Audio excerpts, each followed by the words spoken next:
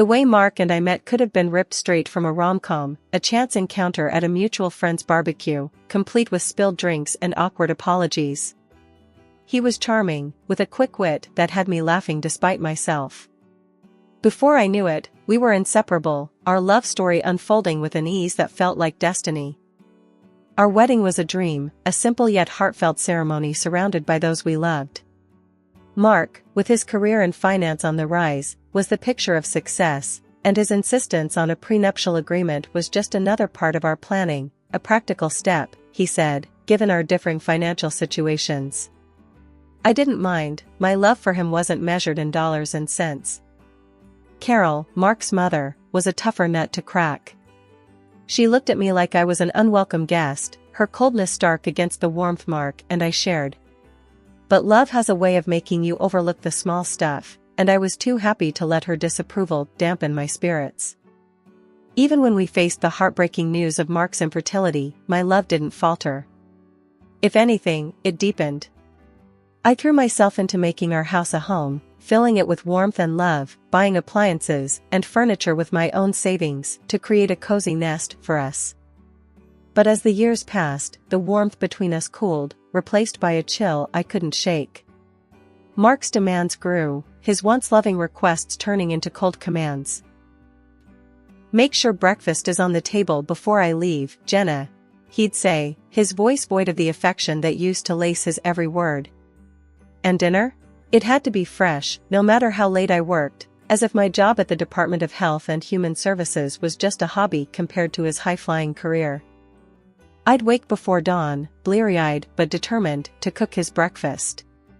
Then, after a long day's work, I'd rush home, racing against the clock to whip up a gourmet meal that might bring back the husband I once knew. But it was never enough. He took my efforts for granted, never once uttering a thank you, only reminding me that I should be grateful for the roof over my head, his roof. Our conversations, once filled with laughter and shared dreams, now were battlegrounds, his words cutting deeper each time. "This is my house, Jenna. Don't forget that," he'd snap, whenever I dared to suggest anything might be amiss. Each day, as I moved through our home, touching the pieces of our life I'd built with love and care, a thought began to take root in my mind.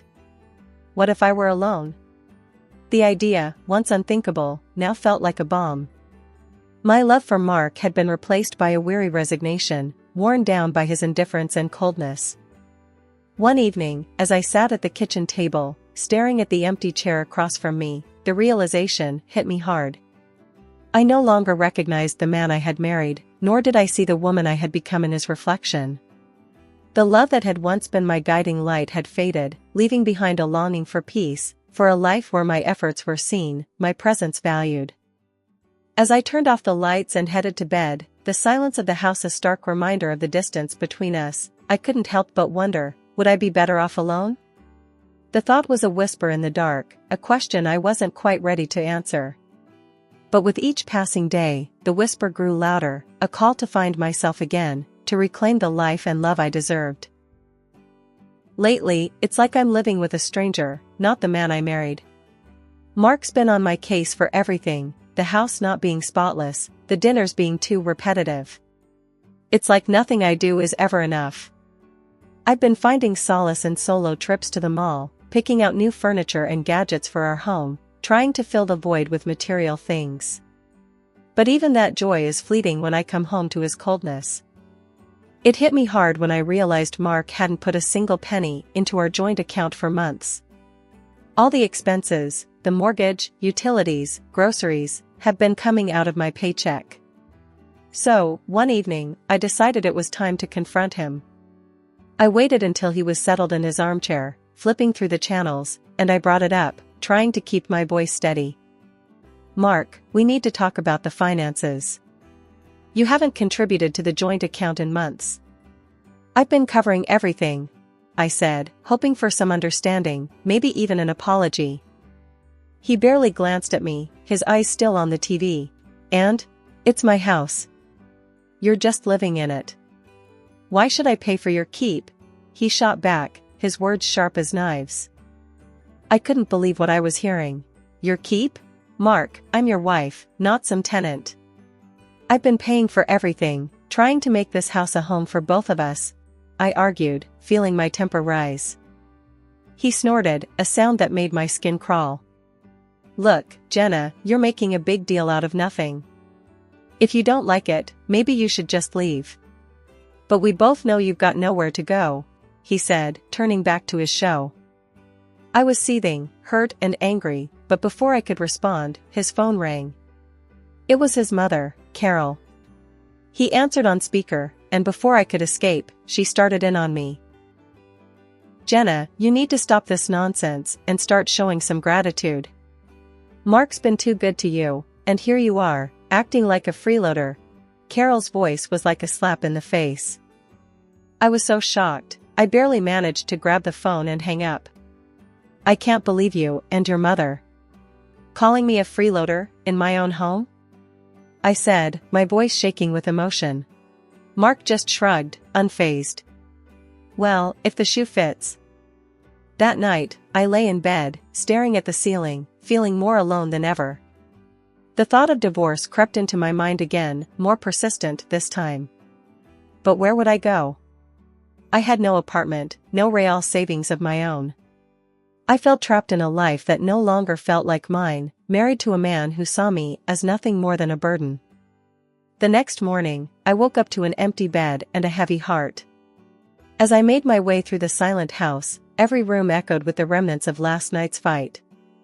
I knew something had to change, but the fear of the unknown, of starting over from scratch, was paralyzing. Sitting at the kitchen table, sipping my coffee alone, I realized I had to make a decision. Do I stay in this loveless marriage, playing the role of the grateful freeloader, or do I take a leap into the unknown, hoping to land on my feet? The answer wasn't clear, but one thing was, I couldn't go on like this. The breaking point had been reached, and it was time to choose my path. That day at work was a marathon, one meeting after another, no end in sight. I glanced at the clock, knowing Mark would be fuming.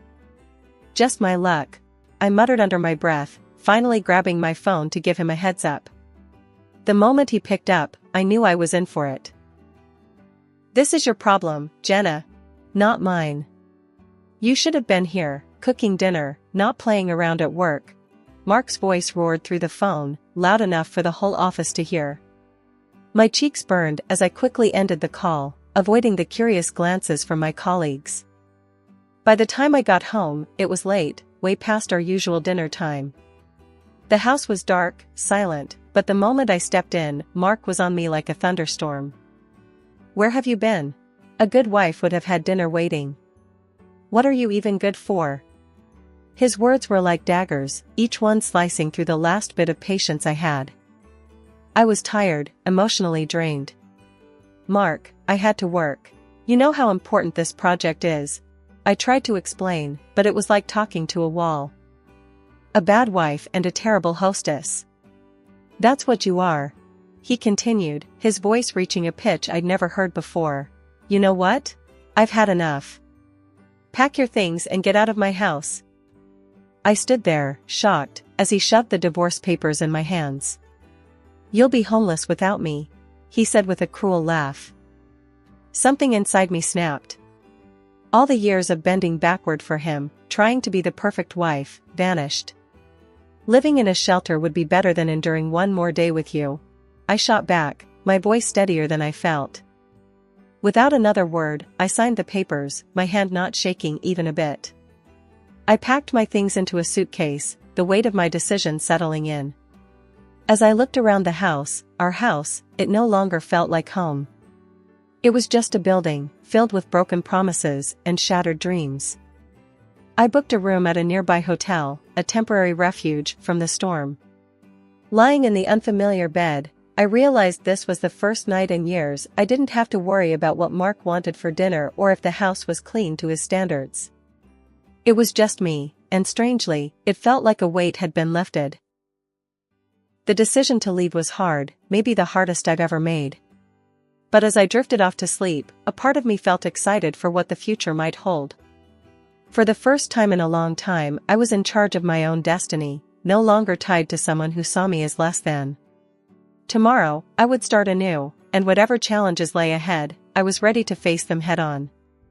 After the whirlwind of leaving Mark and finding myself in a hotel room, the reality of my situation began to sink in. It wasn't long before I got a call that would have once sent me spiraling. It was Carol, Mark's mom, her voice dripping with something like glee. "Jenna, dear," she practically sang into the phone. "I just heard the wonderful news. My boy has finally come to his senses and divorced you. I'm popping champagne tonight. It's a celebration, dear. He made a huge mistake marrying you, and now it's corrected." Her words, meant to wound, barely scratched the surface. I was past caring what Carol thought. "Time will tell, Carol. Time will tell," I replied calmly, a sense of detachment washing over me. I hung up, a small smile playing on my lips. For the first time in years, her barbs couldn't touch me. A week of navigating through my new reality had passed when I decided to open up to my boss about everything. The burden of pretending everything was fine was too heavy to bear alone. I expected sympathy, maybe some understanding, but what I got was a lifeline. "Jenna, I'm so sorry you're going through this, but there might be something that can help," she said, her tone shifting from comfort to businesslike. "There's a municipal housing program designed for situations like yours. It offers affordable housing solutions to those in need. I think you should apply. I'll help you." Her offer was a beacon of hope in the overwhelming darkness I'd been navigating. With her guidance, I applied for the program, and to my surprise, I was accepted. The relief was immediate. It was like I could finally breathe again. Now, I'm renting a small apartment, modest, but mine. It's quiet, peaceful, a stark contrast to the life I left behind. There's no need to tiptoe around in the mornings, no ungrateful husband to cook for or clean up after. It's just me, and it feels liberating. Sitting in my new living room, surrounded by boxes yet to be unpacked, I couldn't help but reflect on the journey that led me here. It's been tough, filled with moments of doubt and fear, but also moments of unexpected kindness and newfound strength. For the first time in a long time, I'm excited about the future. I've got a blank canvas in front of me, and I'm ready to start painting a new life, one where my happiness doesn't depend on anyone else. It's a new beginning, and I'm here for it, ready to see where this next chapter takes me. It had been a quiet few months since I started over, finding peace in the simple routines of my new life. Then, one afternoon, as I was enjoying a rare moment of calm, my phone erupted into a cacophony of rings. The screen flashed a name I hadn't seen in ages, Carol, my ex-mother-in-law.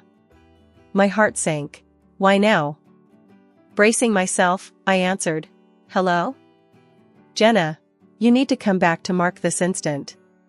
Carol's voice screeched through the speaker, so loud I had to pull the phone away from my ear. I sighed. "Carol, why would I ever do that?" The question was rhetorical, more for myself than for her. "Because he's in trouble, that's why. That fool of a son of mine bought shares years back, took out loans, and now? He's up to his neck in debt. It's a disaster, and you need to help him sort it out."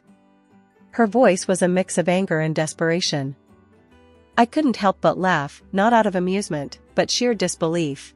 Help him? "Carol, do you remember the prenup? The one Mark was so eager to have? It says clearly that I'm not responsible for his debts. And let's not forget, we're divorced. His financial mess isn't my problem." There was a sharp intake of breath on the other end. "Ungrateful girl. After everything we've done for you, you're just going to abandon him?" Her tone was accusatory, as if I had committed a grave sin. "Everything you've done?"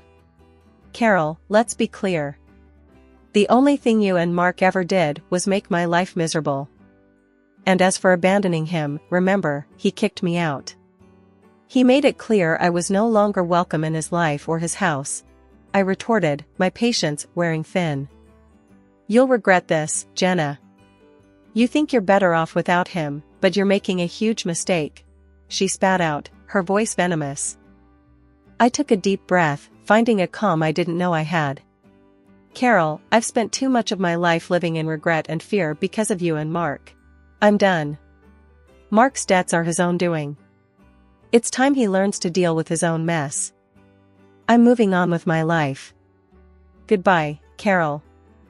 With that, I ended the call, a sense of finality washing over me. I had expected to feel shaken, upset, maybe even guilty. But all I felt was relief. Standing up to Carol, making it clear that I was no longer part of their twisted family drama, felt like shedding a weight I'd been carrying for too long. Sitting back down, I let out a long breath I hadn't realized I'd been holding. The conversation with Carol, as unpleasant as it was, served as a stark reminder of how far I'd come. I had fought hard for my independence, my peace, and no amount of guilt-tripping could drag me back into that chaos. For the first time in what felt like forever, I felt truly free. Free from the expectations, the criticisms, the endless cycle of trying to please people who would never see my worth. I had found my strength, my voice, and I wasn't going to let anyone take that away from me again. As I looked around my small apartment, a sense of pride filled me. This was my space, my sanctuary, and my new beginning. I had survived the storm and come out stronger on the other side. And no call, no matter how unexpected or unwelcome, could change that.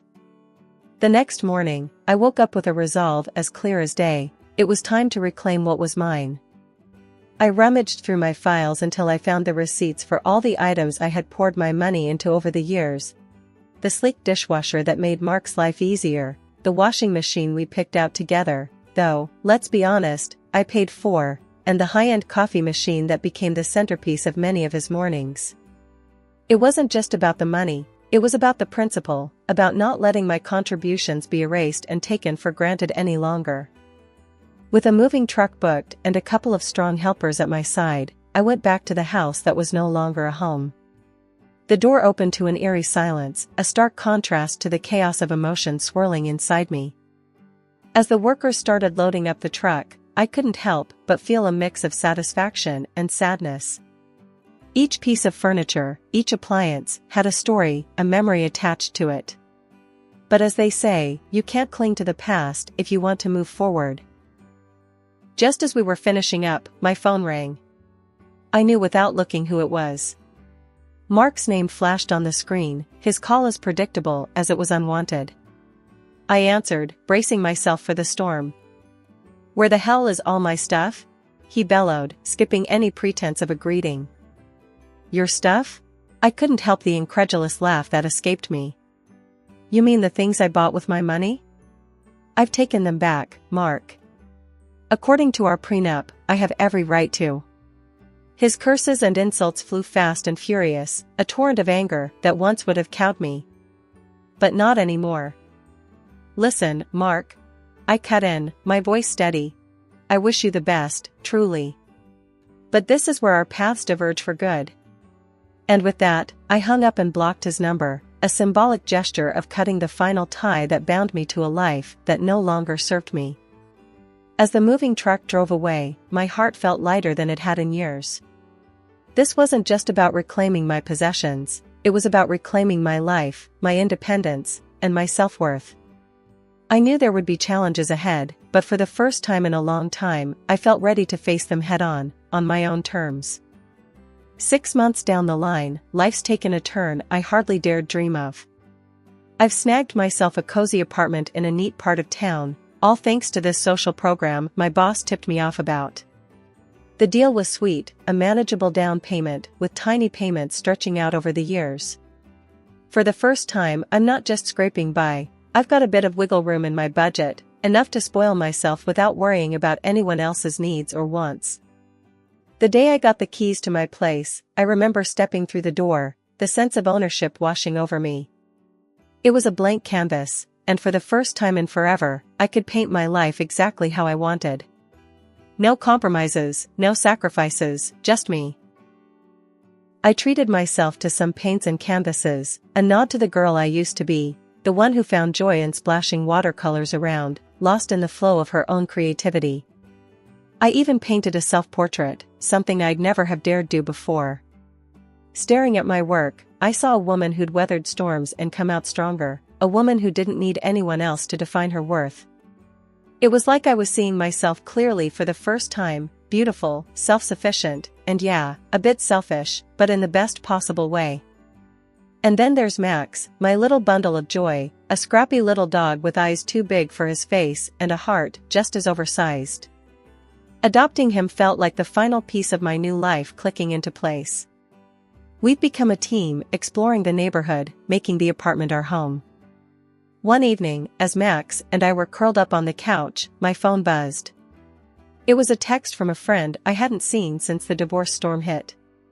"Heard you're doing well. Coffee sometime?" I smiled, typing out a reply. "Yeah, life's good. Coffee sounds great. My place, actually. I've got some art to show off.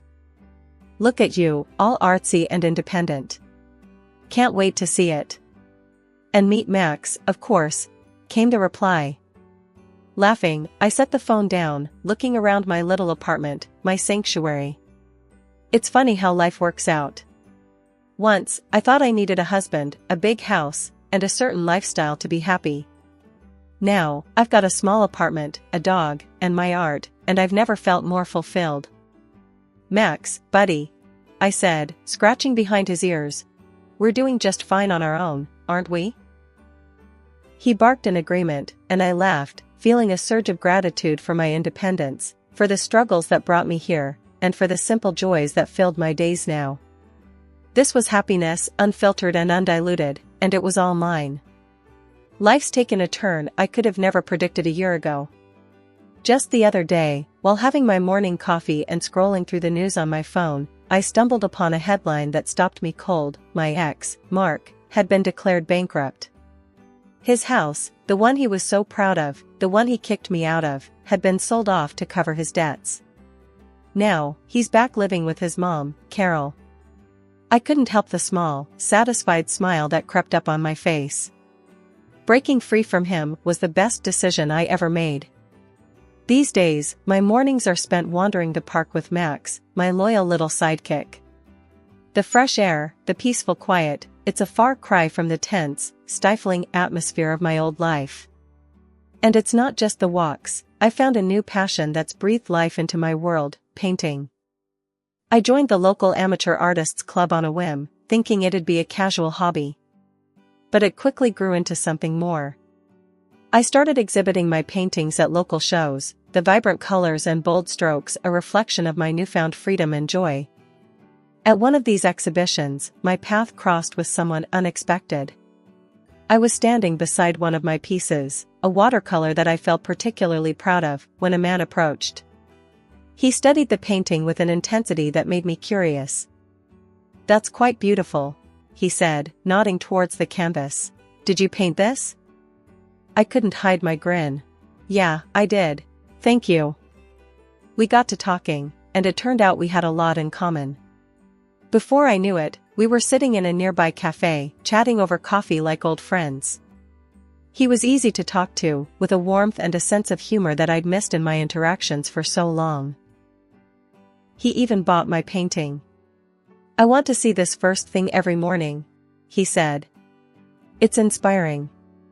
That coffee turned into dinner a few days later, and then into walks in the park, Max trotting alongside us. He introduced me to his kids, two bright sparks, who welcomed me with open arms and laughter. It felt natural, easy, like a piece of my life that had been missing without me even realizing it. One evening, after the kids had gone to bed and we were sitting on his porch, he turned to me. "You know, I'm really glad I bought that painting," he said, his voice soft in the twilight. I smiled, leaning my head on his shoulder. "Me too. It's funny how things work out." It got me thinking about how far I'd come, from feeling trapped and hopeless to standing on the cusp of something beautiful, something new. I was free from the shadows of my past marriage, ready to dive into the future, whatever it might hold. As Max and I continued our morning walks, I found myself reflecting on the journey. The pain, the struggle, it all led me here, to a place of peace and potential. I was ready to embrace whatever came next, open-hearted and free. Life, it seems, has a way of surprising you, of turning the page when you least expect it. And as I walked, the sun breaking through the trees, I couldn't help but feel grateful for every twist, every turn that brought me here. Ready for a new chapter, I stepped forward, into the light. I couldn't stop the tears from streaming down my face as I hung up the phone. My husband, Trent, had just been on a call with his sister, and I overheard him express doubts about my pregnancy being real. The words stung like 1,000 needles piercing my heart. I confronted Trent as soon as he ended the call. "How could you say that about me? About our baby?" I demanded, my voice trembling with a mix of anger and hurt. Trent rolled his eyes, his expression dismissive. "Oh, come on, Lila. You've been milking this pregnancy thing for all it's worth. Always complaining, always making excuses not to do anything around the house." I was stunned by his callous words. "Are you serious? I've been struggling with severe morning sickness, and you think I'm just faking it?" "Maybe you're exaggerating a little," he shrugged. My colleague's wife had no problem keeping up with everything when she was pregnant. I couldn't believe what I was hearing. The man I had married, the one who had promised to love and support me, was now accusing me of lying and comparing me to some idealized version of a pregnant woman. "Trent, this is our child we're talking about," I pleaded, hoping to reach the compassionate side of him that seemed to have vanished. "I need you to be there for me, to understand what I'm going through." But he just scoffed. "Stop being so dramatic. It's not like you're the first woman to ever get pregnant. Just suck it up and stop using it as an excuse to be lazy." His words cut deep, and I couldn't hold back the tears any longer. I turned away, not wanting him to see how much he had hurt me. As I retreated to the bedroom, I couldn't help but wonder what had happened to the man I fell in love with. Where was the caring, supportive partner I had married? And how could I make him see that his behavior was tearing us apart? In the following weeks, my morning sickness only seemed to worsen. I could barely keep anything down, and the constant nausea left me feeling drained and exhausted. Even simple tasks like making the bed or doing the dishes felt like monumental challenges. Trent, however, showed no signs of understanding or empathy. Instead, his impatience grew with each passing day. "I can't believe you let the house get this messy," he sneered one morning as he surveyed the cluttered living room. "It's like you're not even trying anymore." I tried to explain, my voice weak and strained. "Trent, I'm really struggling with this pregnancy. The nausea is constant, and I can barely function." But he just scoffed, his eyes cold and dismissive. "Don't give me that excuse again." My colleague Dean's wife managed to keep everything together when she was pregnant. She never let her house look like this pigsty. The comparison stung, and I fought back tears. "I'm sorry, but I'm not Dean's wife. I'm dealing with this the best I can." Trent's jaw tightened, and I could see the anger simmering behind his eyes. "You know, Dean's right. You're just using this pregnancy as an excuse to be lazy and avoid your responsibilities." I recoiled, stunned by his harsh words. "What? I'm not using anything as an excuse. I'm genuinely struggling here." But Trent wasn't listening. He just shook his head in disgust. "You're pathetic. I can't believe I married someone so weak and useless." His words cut me to the core, and I couldn't hold back the tears any longer. I fled to the bedroom, sobs racking my body. As I buried my face in the pillow, trying to muffle the sound of my anguish, I couldn't help but wonder how things had gone so wrong. Who was this cruel, heartless man, and what had happened to the loving, supportive partner I had married? It was as if Trent had been slowly poisoned by the toxic influence of his colleague Dean, and the man I knew was slowly slipping away. I knew I couldn't go on like this, but I felt powerless to stop the downward spiral. With each passing day, Trent's disdain and cruelty only seemed to grow, and I was left wondering if there was any hope left for our relationship, or if I was doomed to endure this torment until the bitter end. My best friend Nora could see the toll this situation was taking on me. She had been witness to Trent's escalating verbal abuse, and it broke her heart to see me so defeated and broken. One afternoon she came over unannounced, her face etched with concern. "Lila, we need to talk," she said, her voice gentle but firm. I looked at her with tired, puffy eyes, the aftermath of another emotional outburst from Trent. "What is there left to say, Nora? He's made it clear he doesn't care about me or this baby." Nora shook her head adamantly. "No, that's not true. He's just lost his way somehow. But we can't let him treat you like this any longer." I sighed heavily, feeling utterly helpless. But what can I do? He won't listen to reason, and he's convinced I'm just making everything up. Nora's expression hardened, a newfound determination in her eyes. Then we'll make him listen. I've been recording some of his outbursts on my phone. My eyes widened in surprise. What, Nora? It's what we need to do, she insisted. We need proof of how he's been treating you. Then we can take it to a professional, get you the help and support you deserve. I hesitated, uncertain about the ethics of secretly recording my husband. But as I looked at Nora's unwavering resolve, I knew she was right. This situation had spiraled too far out of control, and I needed all the ammunition I could get. Reluctantly, I nodded. Okay, let's do it. Over the next few days, Nora continued to document Trent's tirades, capturing his cruel words and dismissive attitude on her phone's audio recordings. And sure enough, another explosive argument erupted, giving her the perfect opportunity to catch his behavior in action. You're useless. Do you know that? Trent spat, his face twisted with contempt. I don't know why I even bother with you anymore. As his harsh words cut through me like knives, Nora's phone was silently capturing it all. When the outburst finally ended, she gently took my hand and led me to the bedroom, away from Trent's seething presence. Lila, you can't go on like this, she said, her voice thick with emotion. This is abuse, plain and simple. It's time to get professional help. I nodded numbly, feeling utterly drained and defeated. But deep down, I knew Nora was right. If I stayed on this path, it would only lead to further destruction, for me and for my unborn child. With a heavy heart, I agreed to seek counseling and legal advice. It was a difficult step, but one that I knew was necessary to escape the toxic spiral my life had become. And with Nora by my side, I found the strength to take that first, crucial step towards a better future. With Nora's encouragement, I decided to make one last effort to get through to Trent.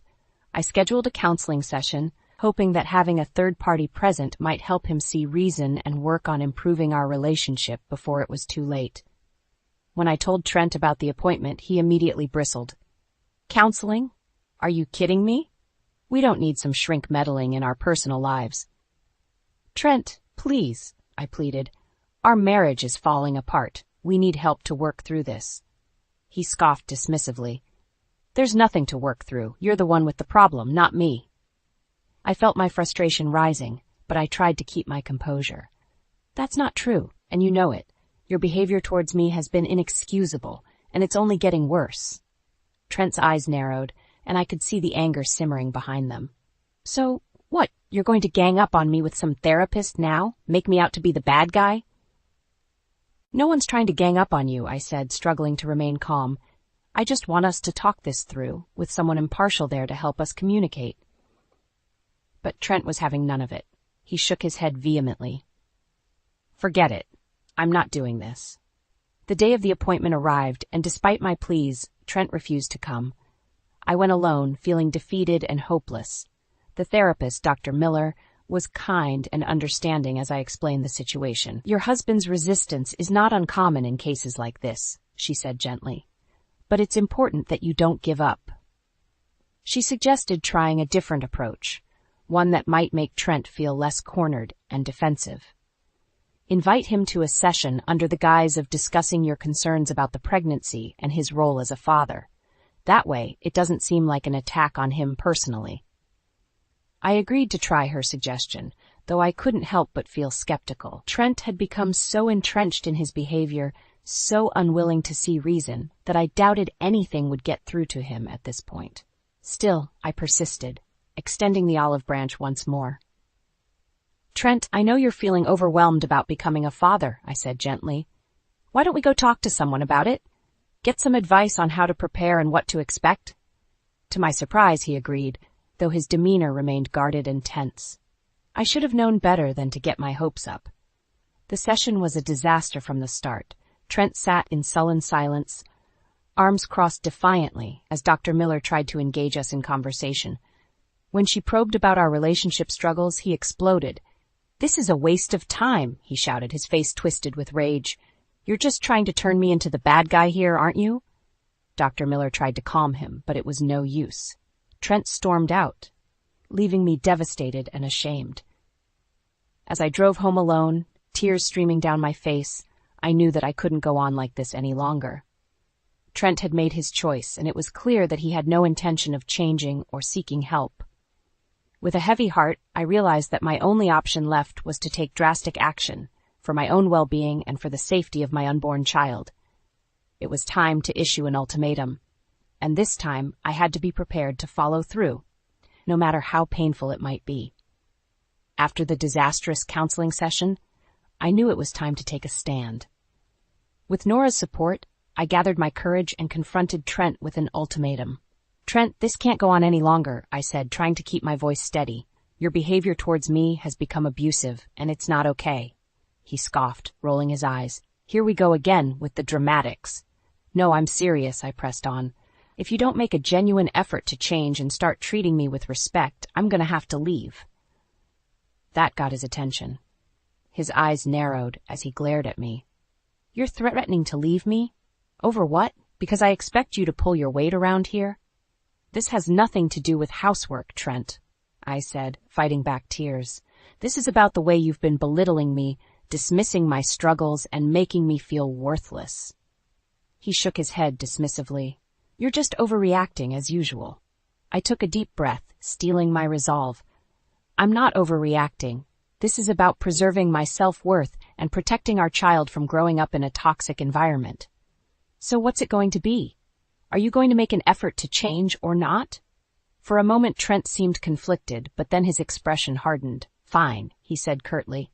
"I'll play along for now, but don't think this means you've won." I knew better than to believe his words at face value, but I had no choice but to give him a chance to prove himself. Little did I know, Trent had no intention of changing his ways. Instead, he sought solace in the toxic influence of his colleague, Dean. "She's got some nerve, threatening to leave like that," Trent ranted to Dean over drinks one night. "Like I'm the one who's been acting unreasonable." Dean shook his head, his expression grim. "Women, man. They're all the same, manipulative and controlling. You can't let her walk all over you like that."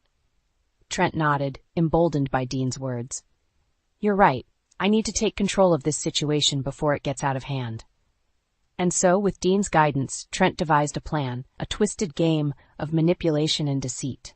He would pretend to comply with my demands, all the while secretly undermining my efforts and plotting his next move. Over the following weeks, Trent put on a convincing act. He was more attentive, more considerate, and even attended a couple of counseling sessions without incident. But behind closed doors, he was seeking advice from Dean on how to regain control and put me in my place. Little did Trent know, Nora had become increasingly suspicious of his sudden change in behavior. She continued to document his interactions with Dean, capturing their disturbing conversations on her ever-present phone recordings. It was only a matter of time before the truth came to light, and when it did, the fallout would be catastrophic. But for now, I allowed myself to believe that Trent had finally seen the error of his ways, unaware of the sinister game he was playing. A game that would ultimately lead to his downfall.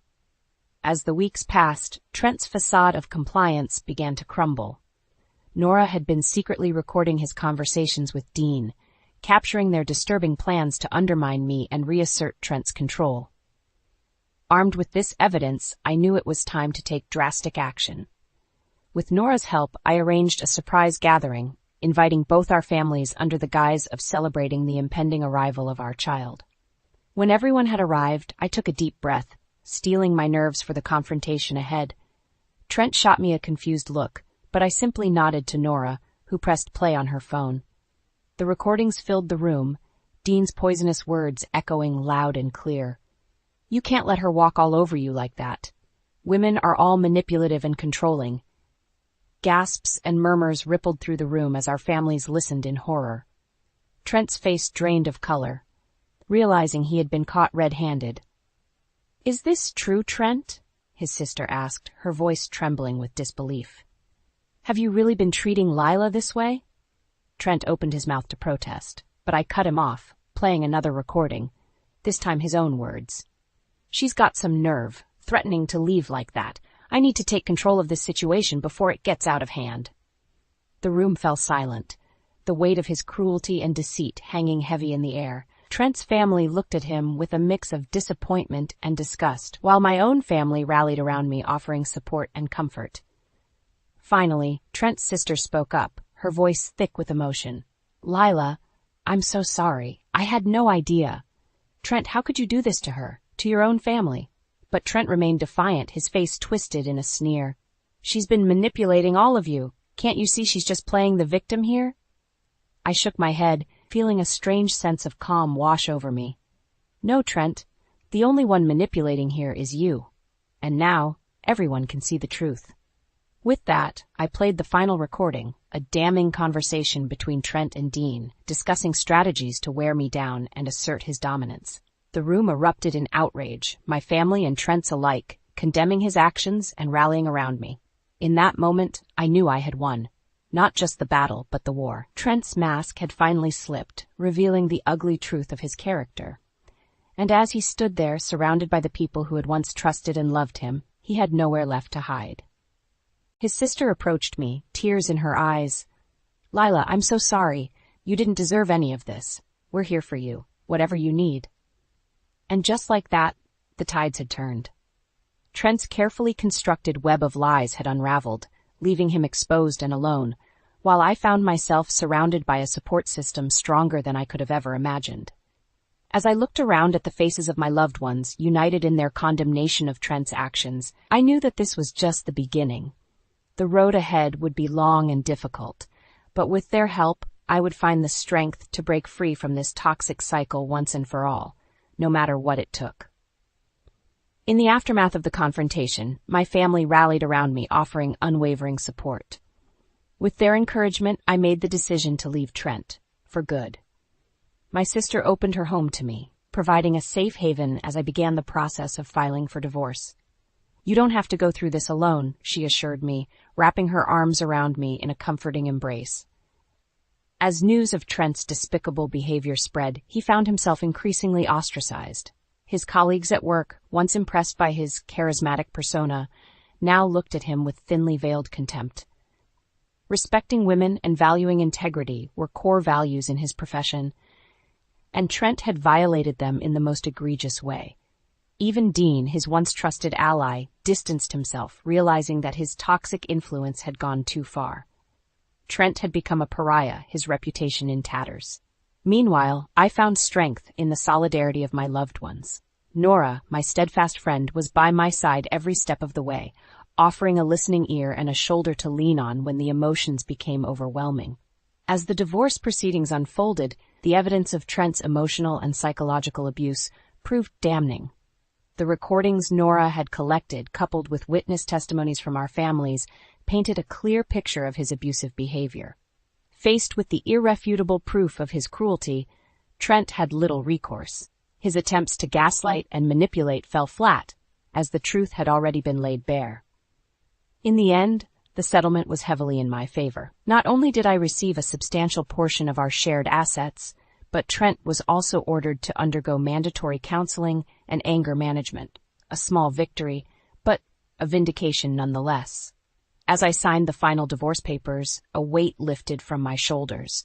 I was finally free from the toxicity that had consumed my life for far too long. Trent, on the other hand, found himself in a deep hole of his own making.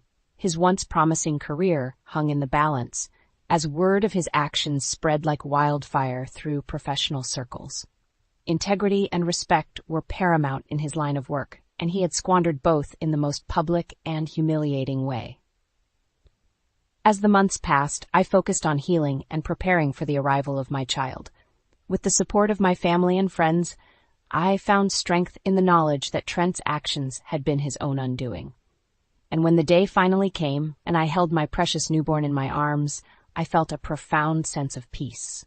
This child would never know the pain and turmoil that had once plagued our lives.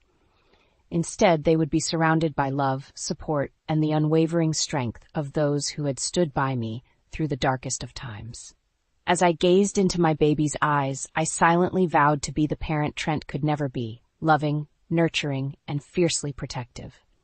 And in that moment, I knew that while the road ahead might be challenging, I would never again be defined by the actions of a man who had lost his way.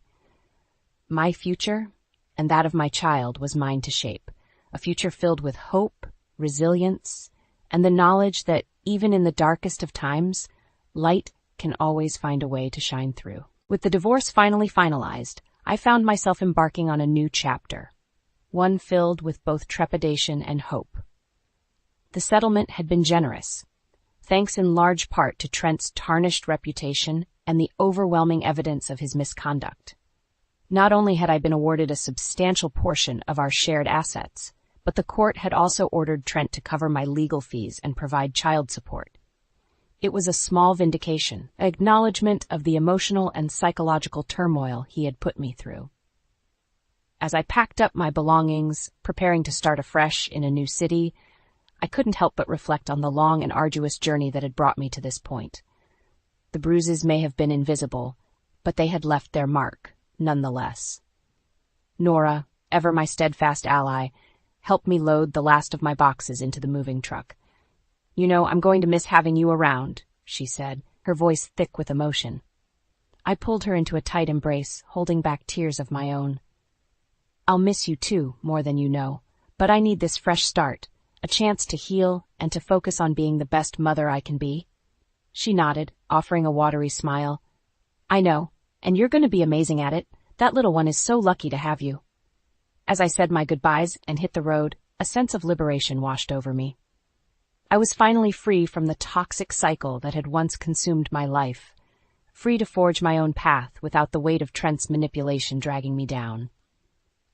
In the new city, I found a cozy apartment nestled in a quiet, family-friendly neighborhood. It was a far cry from the suburban prison I had once called home, a place where I could finally breathe and begin to rebuild. My family rallied around me, offering their unwavering support as I settled into my new surroundings. My sister, ever the doting aunt, would come over to lend a hand with the baby, allowing me precious moments of respite. And as the months passed, I found myself slowly but surely regaining my footing. The dark clouds of doubt and despair that had once loomed overhead began to dissipate, replaced by the warm glow of hope and self-assurance. I even reconnected with an old friend from college, Sarah, who had recently moved to the area with her own family. Our shared experiences as single mothers forged an unbreakable bond, and we quickly became each other's greatest source of strength and solidarity. "You're a warrior, Lila," Sarah would often remind me during our coffee dates. "What you've been through would have broken most people, but you refused to let it define you." And she was right. Despite the darkness I had endured, I had emerged on the other side, stronger and more resilient than ever before. Trent's actions had been a desperate attempt to break my spirit, but in the end, they had only served to harden my resolve. As I watched my child grow and thrive, surrounded by a loving support system, I couldn't help but feel a sense of profound gratitude. This was the life I had fought for, the future I had sacrificed so much to secure. And in those quiet moments, when my little one would gaze up at me with eyes full of innocent wonder, I knew that every tear, every heartache, had been worth it. For in their unblemished gaze, I saw not just the promise of a better tomorrow, but the reminder that even in our darkest moments, love and resilience can ultimately prevail.